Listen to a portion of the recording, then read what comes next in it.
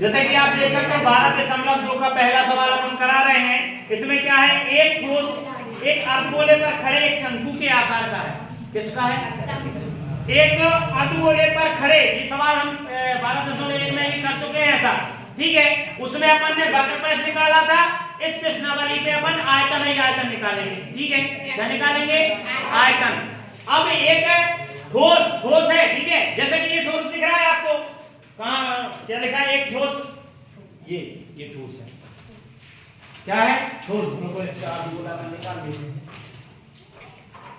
ये ठोस है, अर्धगोला, ठीक है। इसके ऊपर आपको क्या खड़ा करना है? एक शंकु। क्या करना है? शंकु। ये गंदा हो गया तो मुझे कह रहा है बोल दे हैं। तो देखो ऐसा है, ये दिख रहा है, ऐसा खिलौना है। तो ये क्या है? ठोस ही है। क्या है? ठोस। तो ठोस में होता है आयतन, ठीक है। अब क्या पूछ रहा है?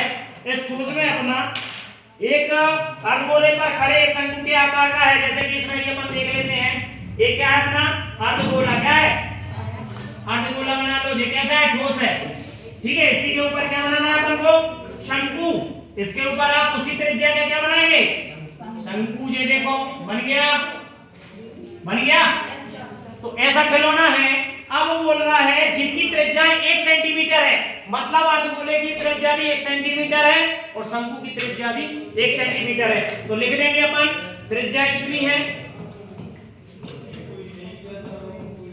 त्रिज्या r बराबर कितनी है दोनों की? 1 सेंटीमीटर, ठीक है। त्रिज्या है मतलब अर्धगोले की भी ये हो जाएगी और यही हो जाएगी किसकी?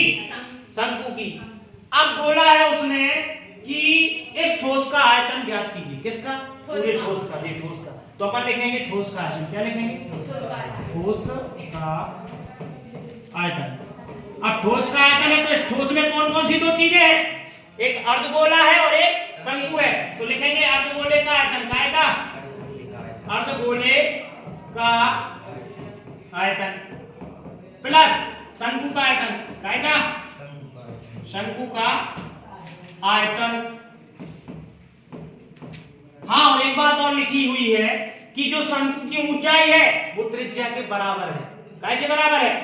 त्रिज्या। तो मतलब जो शंकु की ऊंचाई है आपकी, शंकु की ऊंचाई वो भी कितनी है? त्रिज्या के बराबर। मतलब h का मान भी 1 है। कितना है? 1। तो अब लिखेंगे अपन अर्धगोले का आयतन का सूत्र क्या होता है बताओ? 2/3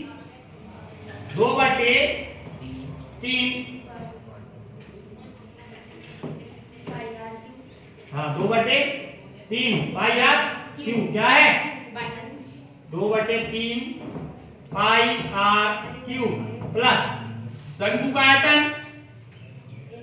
1/3 पाई आर स्क्वायर एच होता है।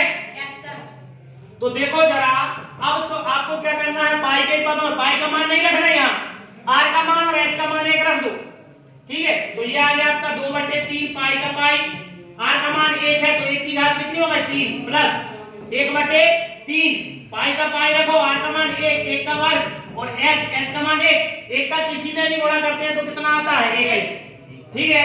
तो ये आ गया आपके 2/3। कितने आ गए? 2/3 पाई प्लस ये आ गया आपके 1/3 पाई। आ गया? एलसीएम आया इसका कितना? 3। कितना आया? 3 है क्या नहीं दोनों में? और 2 पाई और 1 पाई कितने हो गए? 3 पाई हो गए क्या नहीं? 2 पाई 1 पाई जोड़ गए 3 पाई। 3 से 3 कट गया तो आंसर आ गया पाई। ये आपका, और पाई सेंटीमीटर क्यूब। सेंटीमीटर लिखा है, सेंटीमीटर पाई के पदों में, ठीक है। तो पाई इसका आंसर आ गया। समझ गए? Yes sir.